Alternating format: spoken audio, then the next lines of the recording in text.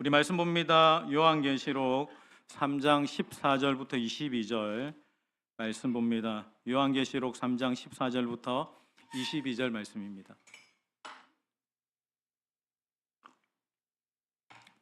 우리 14절부터 22절 저와 여러분이 교독하며 말씀 봅니다. 라오디게아 교회 사자에게 편지하라. 아멘이시요 충성되고 참된 증인이시요 하나님의 창조의 근본이신 이가 이르시되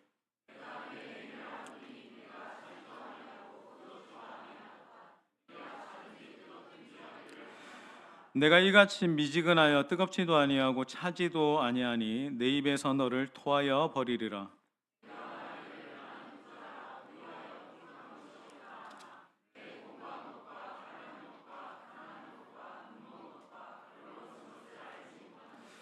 내가 너를 권하노니 내게서 불로 연단한 금을 사서 부유하게 하고 흰 옷을 사서 입어 벌거벗은 수치를 보이지 않게 하고 안약을 사서 눈에 발라보게 하라.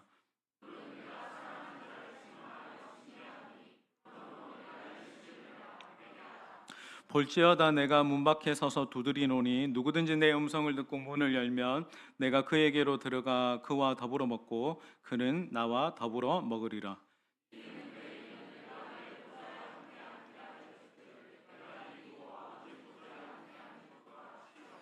같이 읽겠습니다. 귀 있는 자는 성령이 교회들에게 하시는 말씀을 들을지어다. 아멘.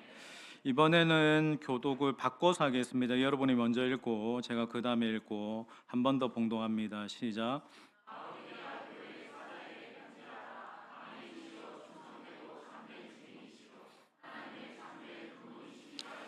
내가 내 행위를 아노니 내가 차지도 아니하고 뜨겁지도 아니하도다. 내가 차든지 뜨겁든지 하기를 원하노라.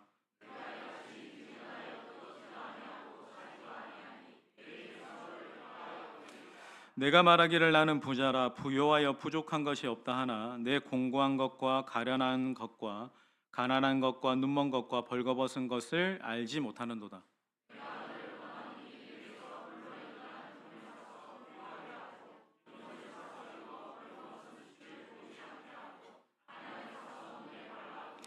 물은 내가 사랑하는 자를 책망하여 징계하노니 그러므로 내가 열심을 내라 회개하라.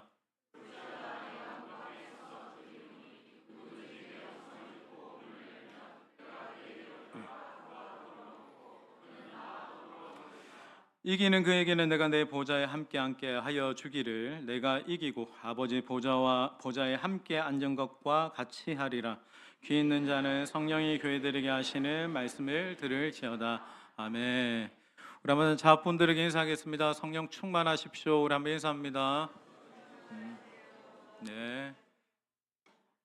오늘은 7교회 중에 마지막 교회 라우디게아 교회 오늘 마지막 교회에 대한 말씀 나누도록 하겠습니다. 우리가 에베소 교회부터 시작해가지고 서머나, 버가모, 두아디라 그리고 사대 빌라델비아를 지나서 오늘 마지막 라우디게아 교회에 대한 말씀입니다. 여러분 7교회를 가만히 보시면 그 교회마다 주님이 정확하게 그 교회에 대해서 영적 진단을 하십니다. 교회마다 다 똑같지 않습니다. 성도들마다 다 똑같지 않습니다. 그 사람의 영적 상태, 그 교회 공동체의 영적 상태를 진단하십니다. 보통 사람들은 외형을 보죠.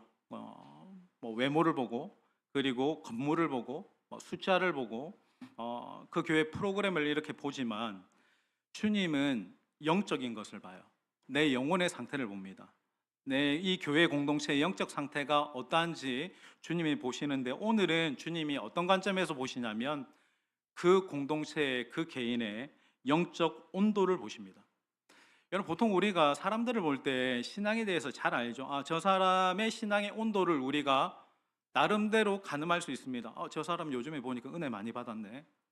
저 사람 보니까 요즘에는 좀 많이 식었네. 어떤 사람 저 집사는 굉장히 영적으로 뜨겁네. 그런데 정작 나의 영적인 온도를 잘 모를 때가 있다는 거예요. 그러니까 여러분 오늘 말씀은 다른 사람 보는 게 아니고 내 안에 있는 내 사람의 믿음의 내 안에 영적 온도를 한번 체크해 보는 시간이 되었으면 좋겠습니다. 우리 말씀의 제목 같이 한번 읽겠습니다. 시작. 자, 여러분 이 시간을 통해서 내가 냉정과 열정의 그 사이에 어디에 있는지를 여러분 확인하셔야 됩니다. 자, 먼저 라오디게아 교회에 말씀하신 주님 어떤 분이신가? 14절 다 같이 읽겠습니다. 라오디게아 시작. 충성되고 참된 증인이시요 하나님의 창조의.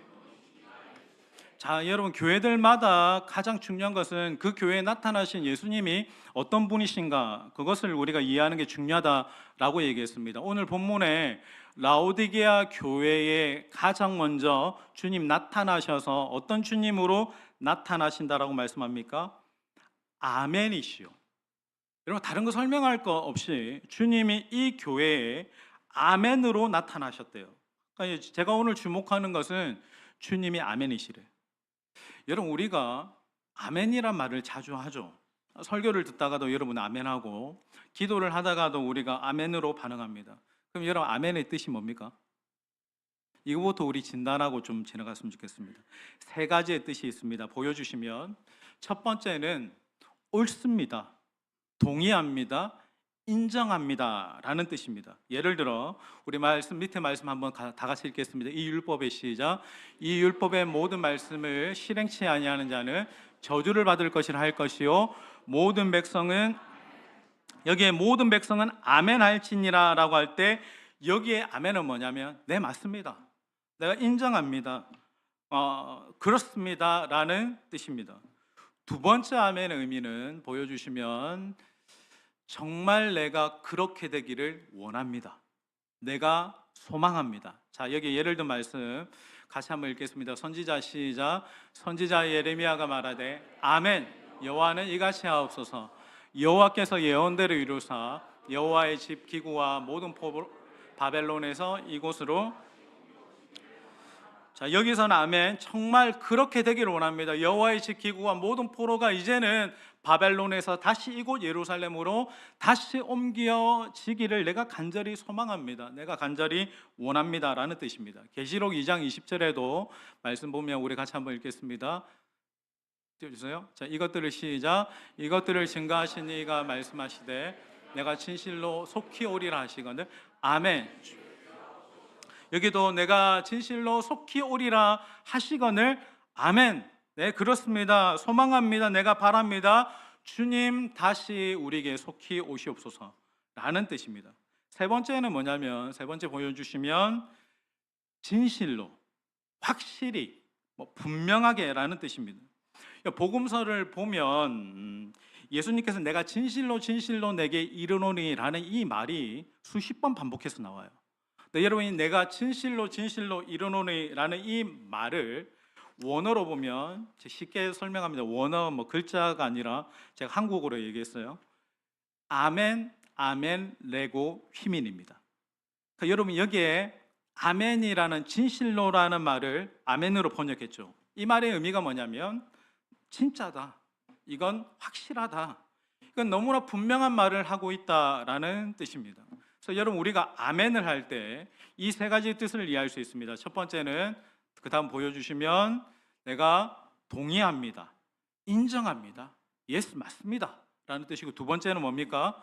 그렇게 되기를 내가 소망합니다, 간절히 원합니다 라는 뜻이고, 마지막은 진짜로, 확실히, 진실로 말씀하시는 주님의 말씀이라는 거예요. 여러분 그렇다면 예수님이 지금 아멘이시다라는 말의 의미는, 진짜 의미는 뭘까요?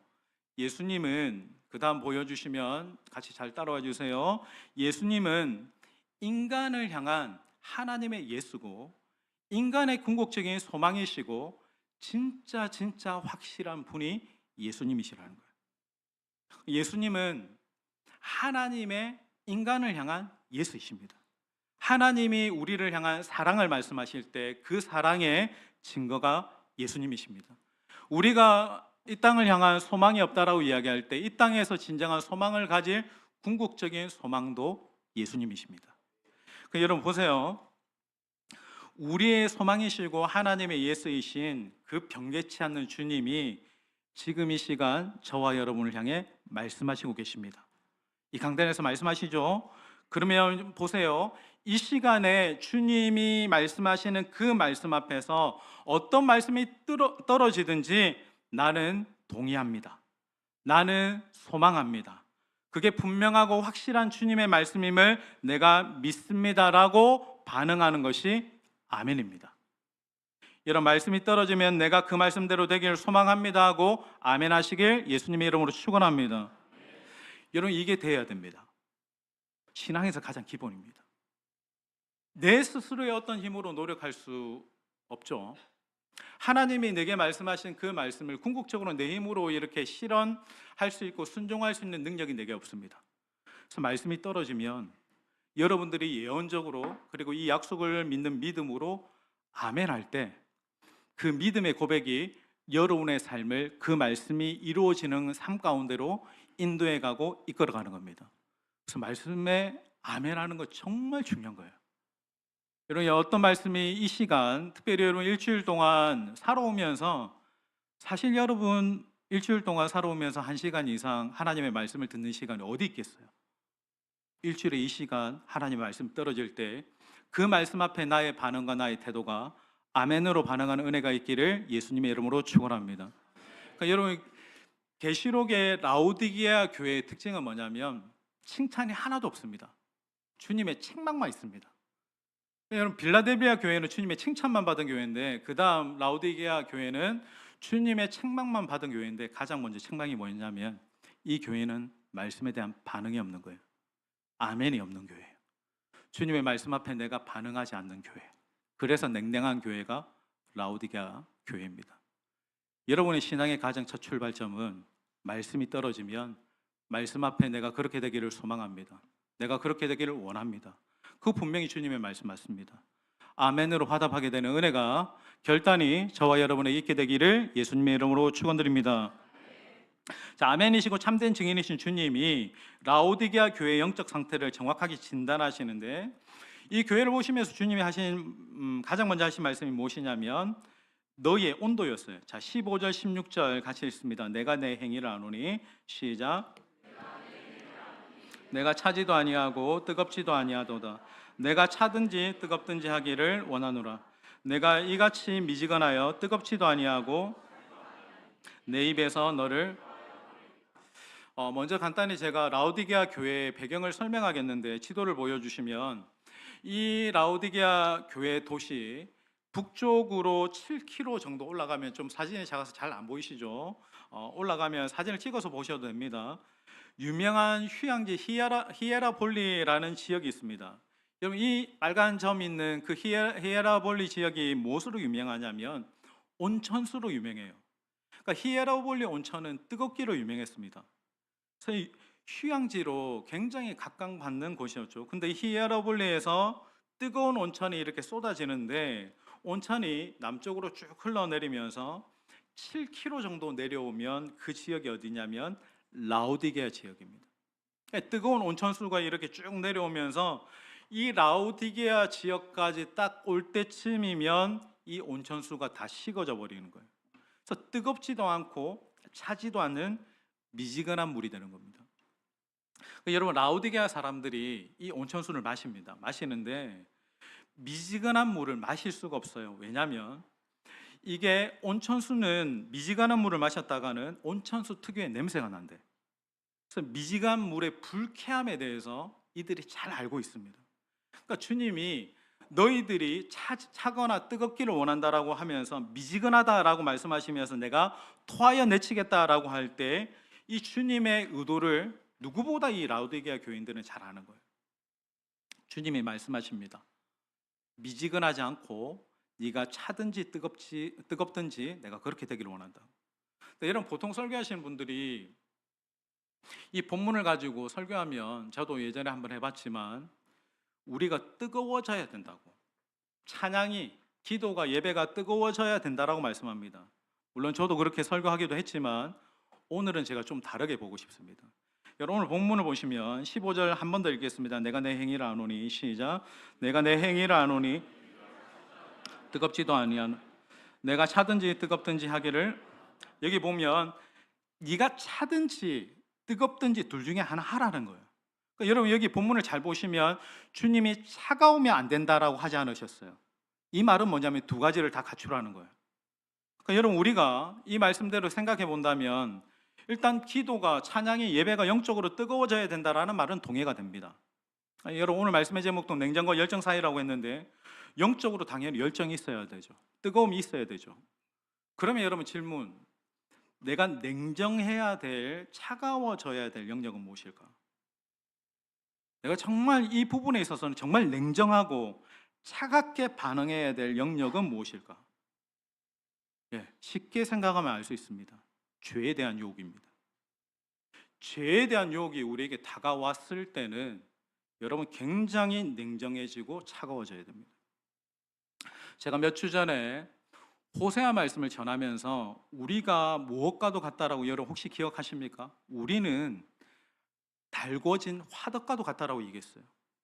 그러니까 여러분, 우리가 여기에 그냥 있지만 우리의 내면 안에는 정욕이 불타는 화덕과도 같은 존재가 우리의 모습이라는 거예요. 지금도 여러분들 정욕이 활활 불타고 있지 않습니까? 실제로 10대, 20대 때 우리 청년이나 청소년의 때가 정욕이 활활 불타고 있는 때입니다. 날도 더우니까 집에서 에어컨 바람 안에 막 쇼츠 보고 영상 이렇게 보고 하다가 딱 영상이 지나가는데 음란한 영상이 딱 걸리는 거예요. 혹시나 이렇게 음란한 포르노 영상이나 그런 영상으로 인해 내 안에 정욕이 타오르고 있지 않는지. 여러분, 남성들이 보는 거에 약하죠. 제가 이번 주에도 저희 둘째를 데리고 워터파크에 갔는데 이상한 분들이 있더라고요. 분명히 거기에 이렇게 슬라이더나 이런 거 타러 오신 분들 같긴 같은데 좀 비키니를 입고 래시가드도 안 입고 구명조끼도 안 입고 사진만 찍더라고. 사진만 계속 밖에서 찍더라고. 근데 굉장히 몸매가 좋더라고요. 시선이 가요. 목사도 시선이 갑니다. 왜? 남자니까. 보는 거에 약하죠. 우리 안에 뭔가를 보면 정욕이 부릴 듯하고 그 보는 것에 매여 있는 모습들이 우리의 연약함이지 않을까. 혹시나 연애를 하시는 분들은 날도 더우니까 우리 집에서 팥빙수 한 그릇 먹고 갈래? 절대로 따라가시면 안 됩니다. 분명히 제가 말씀드리는데 결혼 전에 순결을 지키지 못하는 거 음행의 죄입니다. 스킨십, 내가 절제를 할 수 있다, 말도 안 되는 소리입니다. 왠지 아십니까? 우리는 불붙는 화덕이에요. 정욕에 취약한 존재이기 때문에 그래요. 성경에 이런 유혹 앞에서 가장 냉정했던, 굉장히 차가웠던 사람이 누군지 압니까? 요셉입니다. 보디발의 아내가 날마다 유혹을 해요. 여러분, 보디발의 아내를 유혹했다라는 말을 듣고 저는 보디발이 그렇게 불같이 화를 낸 것을 보고 아마 보디발의 아내가 정말 예쁘지 않았을까. 아무 남편이 그렇게 하지 않습니다.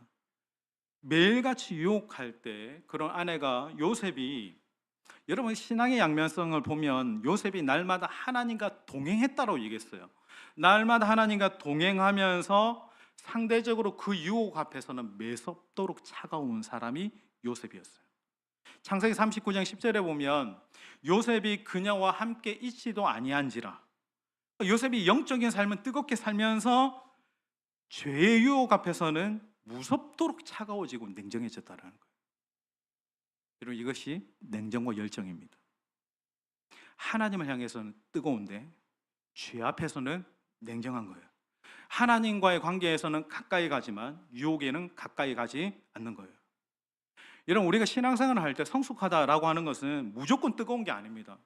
무엇에 뜨거워야 되고 무엇에 차가워야 되는지를 내가 분별하고 아는 거예요.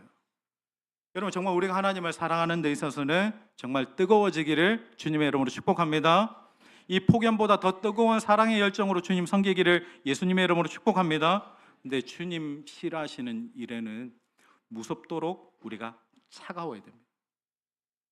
저는 화명의 성도들과 청년들 가운데 주님 앞에서는 불처럼 뜨겁고 죄 앞에서는 차가운 신앙의 냉정과 열정이 공존하는 그런 은혜가 있기를 예수님의 이름으로 축원드립니다. 우리 15절 16절 한 번 더 읽겠습니다. 15절 16절. 내가 내 행위를 아노니, 시작. 내가 차지도 아니하고 뜨겁지도 아니하도다. 내가 차든지 뜨겁든지 하기를 원하노나 내가 이같이 미지근하여 뜨겁지도 아니하고 차지도 아니하니 여기 여러분 라오디게의 가장 큰 문제가 뭐겠습니까? 미지근함입니다. 여러분 오늘 말씀의 제목을 제가 냉정과 열정 사이라고 했는데 결론을 먼저 말하면 냉정과 열정 그 사이에 어중간하게 머물고 있지 말라는 거예요. 죄에 대해서는 차갑고 영적인 삶은 뜨겁게 살라는 거예요. 근데 가장 경계해야 될 것이 그 사이에만 있으면서 미지근해 있는 거예요. 그냥 냉정과 열정 사이에 있으면서 내가 그냥 미지근하게 대충 신앙생활 하는 것을 가장 경계하셔야 됩니다. 여러분 보세요. 미지근하면 어떤 문제가 있습니까? 생각을 해보세요. 미지근하면 빨리 변질됩니다. 여러분 뜨거운 국은 잘 상하지 않습니다. 그래서 데펴두는 거예요. 근데 차갑게 냉장고에 보관하고 있는 국도 잘 상하지 않습니다. 근데 신기하죠? 미지근하게 실온에 둔 음식은 금방 상합니다. 여러분 이게 영적인 의미가 있습니다. 여러분 그냥 신앙생활 하면 되지? 아니요. 금방 넘어지고 금방 시험 듭니다. 내가 대충 신앙생활을 하면 되지 이미 내가 넘어져 있을지도 모르겠습니다. 여러분 미지근한 신앙의 무서움은 자기가 미지근하다라고 하는 것을 잘 인식하지 못한다라는 거예요. 오늘 말씀에도 우리 라우디게 교회 보면 나는 부자라, 나는 부유한 자라, 나는 아무 문제가 없다라고 생각했어요. 여러분 차라리 내가 완전히 무너지면 내가 잘못됐다라는 걸 인식하고 깨달아요. 근데 적당히 괜찮으면 나를 정확하게 돌아보지 않습니다. 여러분 지금 이 시간 진짜 내 영적 실상이 뭘까를 정확하게 보셔야 됩니다. 지금 내 신앙의 현 주소가, 내 신앙의 모습이 정확하게 주님 보실 때 어떨까? 마치 더운 여름날에 차 안에 있는 그 미지근한 냉수를 딱 먹었을 때 뭔가 느끼하고 이 메스꺼리는 느낌에 토하여 내치는 것처럼 주님이 내 신앙 보시면서 토하여 내칠 만한 신앙의 모습은 아닐까? 제가 집회를 한 번씩 갈 때 예전에 제가 어느 교회 이제 선배 목사님 목회하시는 교회에 설교를 간 적이 있습니다. 사실은 이제 그런 외부 집회를 가면 이 본교회에서 할 때보다 더 떨리죠. 근데 그때 제가 좀 마음이 높아져 있었을 때예요. 어린 사역 잘한다고 이렇게 저렇게 불려다니고 그리고 선배 목사님이 이제 이렇게 불러가지고 가서 설교를 했는데 예배를 마치고 난 다음에 목사님이 제 설교를 평가를 해주시더라고요. 배 목사 설교 다 좋은데 속에 불이 없다고, 그리고 성령의 능력을 잘 모르는 것 같다고. 그래서 여러분 아무리 생각해도 본인 앞에서 그렇게 얘기하는 건 좀 예의가 아니지 않습니까? 제가 그 설교에 대한 평가를 듣고 마음이 너무 힘들었어요. 그때 제가 그동안 너무 내가 무난한 설교에 그냥 안주하고 있다라는 것을 나중에 좀 시간이 지난 다음에 깨닫게 됩니다. 아, 그냥 성도들이 예의상 목사님 설교에 은혜 받았습니다 하는 말에 내가 쏟고 있었구나. 제가 그때부터 어떻게 하면 내 설교에 불이 있는 설교를 할 수 있을까? 그게 제 기도 제목이었고 제가 그때 얼마 안 가서 제가 성령을 경험하게 됩니다. 제가 무난한 설교가 그때 죽을 쓰는 설교보다 더 나쁘다라고 하는 것을 깨달았어요. 그냥 무난한 설교하고 스스로 만족하는 거예요. 뭐 다 괜찮다는데. 근데 만약에 죽을 썼다면 너무 괴로웠을 거예요. 그러나 제 설교에 대해서 더 깊이 돌아보고 성장할 수 있었을 거예요. 신앙생활이 마찬가지입니다. 무난하게 신앙생활 하는 게 아주 방탕한 것보다 더 나쁠 수 있습니다. 실패보다 더 무서운 것이 무난함에 대한 만족일 수 있는 거예요. 보세요, 여러분 미지근함의 가장 무서운 점은 내가 불편하지 않다라는 거예요. 그래서 내가 바꾸려고도 하지 않다라는 거예요. 여러분 미지근한 신앙이 뭘까? 미국에 이런 커피 광고가 있대요. 루그웜 커피인데 그 회사의 슬로건이 뭐냐면 뜨겁지도 않고 차갑지도 않은 거. 여러분 뜨겁지도 않고 차갑지도 않은 이 말의 의미가 뭘까요? 뜨겁지도 않고 차갑지도 않다. 이 말의 의미가 뭘까? 그냥 주변 온도랑 똑같다라는 거예요. 여러분 이게 라오디게아 교회의 문제입니다. 여러분 미지근하다라는 말이 뭡니까? 주변의 온도가 같은 거예요. 여러분 믿는 사람은 내가 세상에 가서나 내가 어디에 있거나 영적인 온도가 달라야 되는데 세상 사람들과 똑같은 거예요. 그들과 다를 게 하나도 없다라는 거예요. 그냥 미지근한 거예요. 이런 미지근한 것은 내가 예배 시간에 단순히 막 찬양을 크게 하느냐 적게 하느냐 이런 문제가 아닙니다. 미지근함은 내가 월요일부터 토요일까지 누구와 같은 온도로 살아가는가의 문제인 거예요. 교회 안에 있을 때 이렇게 예배할 때는 그리스도인 것 같아. 근데 세상에 나가면 세상 사람들과 온도가 똑같아. 말하는 것도 똑같고, 돈을 대하는 것도 똑같고, 직장에서 짜증내는 것도 똑같고, 누구 뒷담화하는 것도 똑같고, 사람 미워하는 것도 똑같고, 세상 즐기는 것도 똑같습니다. 내가 예수님 믿는데 믿지 않는 사람의 삶의 온도가 하나도 다르지 않는 거예요. 여러분이 예수님을 믿으시는데 뭐가 다릅니까? 내가 예수님 믿기 때문에 내가 달라진 것이 무엇입니까? 내 말이 달라졌습니까? 내가 돈을 쓰는 방식이 달라졌습니까? 내가 사람을 대하는 방식이 달라졌습니까? 내가 어려움을 만났을 때 내 믿음의 반응이 달라졌습니까? 여러분의 시간의 우선순위가 달라졌습니까? 무엇이 달라졌습니까? 내가 하나도 달라진 게 없다면, 내가 아무것도 다르지 않다면 어쩌면 내가 이 자리에 있지만 영적인 온도는 세상 사람들과 똑같은 걸 수도 있겠습니다. 여러분, 내 안에 내 온도를 바꾸지 못하는 사람이 누구를 바꿀 수 있겠어요? 여러분, 적당한 신앙 사이에 머물지 마시고 주변의 온도를 따라가는 사람이 아니라 여러분 가는 곳마다 영적인 온도를 바꾸는 그런 영적인 사람 되기를 주님의 이름으로 축원합니다. 그런 믿음의 사람으로 세워져 가는 거예요. 여러분, 이 미지근한 신앙이 계속되면 어떤 일이 일어나는가? 신앙생활 하는데 예수님 없이 살아가는 이상한 모습이 나타나요. 그러니까 교회는 다니는데 내 삶의 결정이나 내 삶의 행동에는 예수님이 없어요. 예배를 드리는데 삶에는 예수님 없어.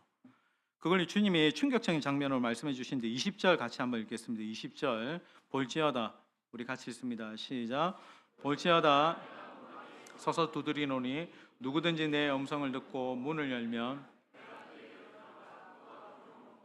그는 나와 더불어 먹으리라. 이 말씀 여러분 잘 아시죠? 여러분, 주님 볼지어다라고 말씀하시면서 주님이 어디에? 문 밖에 서 있다라고 말씀하는 거예요. 이걸 여러분 우리가 불신자들에게 자주 이제 쓰는 말씀 같지만 사실 불신자에게 오늘 본문을 보면 주시는 말씀이 아니죠. 성도들에게, 교회에게 주시는 말씀입니다. 주님이 어디에 서 있다고 하십니까? 문 밖에 서 있대요. 그럼 여러분 이런 질문이 생깁니다. 아니, 주님이 내 마음에 들어오셔서 내가 예수님을 구주로 믿을 때 내 마음에 영이신 주님이 내주하셔서 떠나지 않는다라고 말씀하시는데 어떻게 내가 교회를 다니는데 신앙생활 하는데 내 마음 밖에 주님이 서 계실 수 있습니까? 여러분 잘 들으세요. 예수님이 내 삶의 주인이고 내 삶의 구주로 고백할 때 영이신 주님 내 안에 들어오십니다. 지금도 우리 안에 계십니다. 아멘이시죠? 근데 이 말씀이 우리 마음에는 내가 예수님 영접해서 계시는데 정작 내 삶에는 주님 현장에 주님과 관계없이 예수님 내 삶의 문 밖에 쫓아내고 살아가는 성도들이 있을 수 있다는 거예요. 제가 이렇게 말하는 이유, 본문 15절을 보세요. 다시 본문 15절 갑니다. 15절 주님이 이렇게 말씀하십니다. 시작. 내가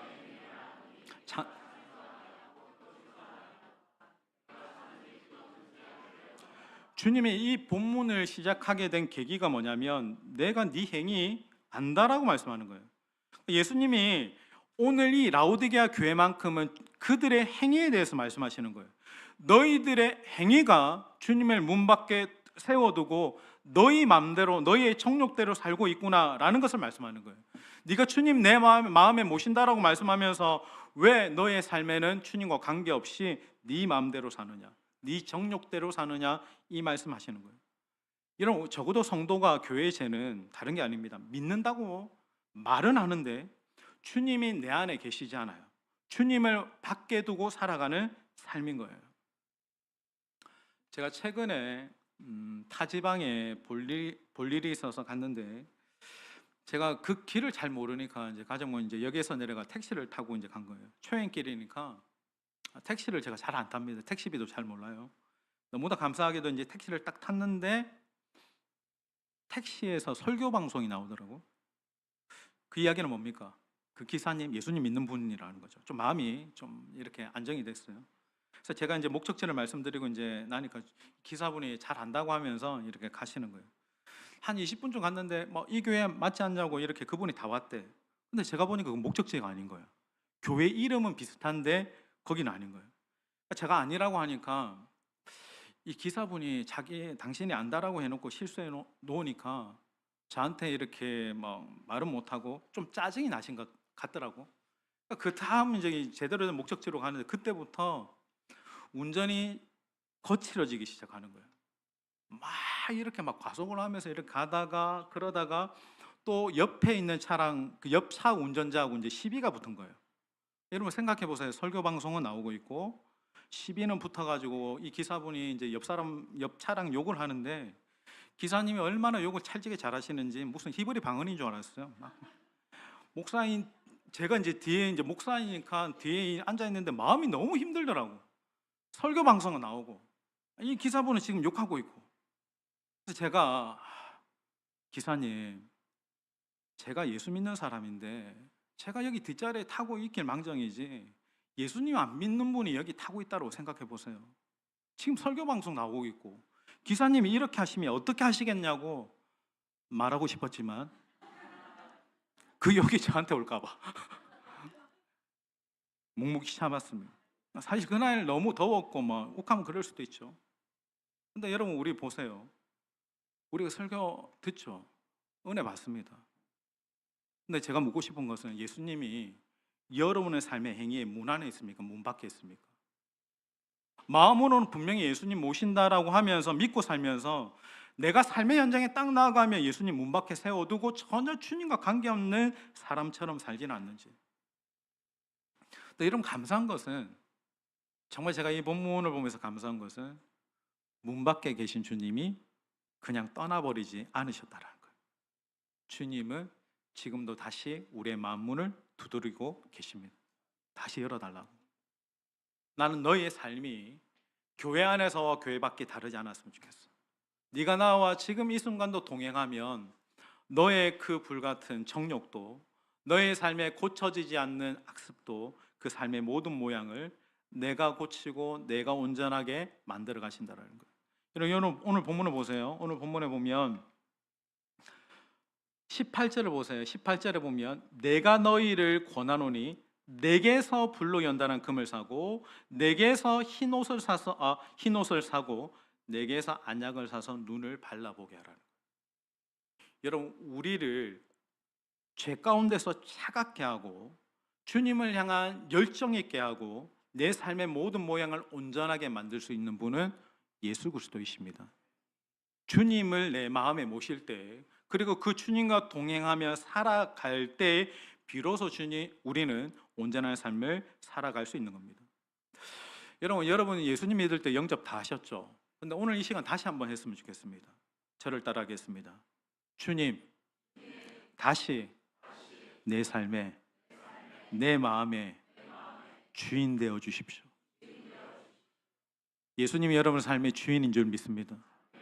여러분 우리가 예수님 믿는 척하면서 미지근하게 살지 말고 다시 주님 내 마음의 주인이 되어 주셔서 내 말에, 내 행동에, 내 삶의 모든 모습에 내가 아니라 주님이 드러나고 주님이 이끄시는 삶 되길 예수님의 이름으로 축원드립니다.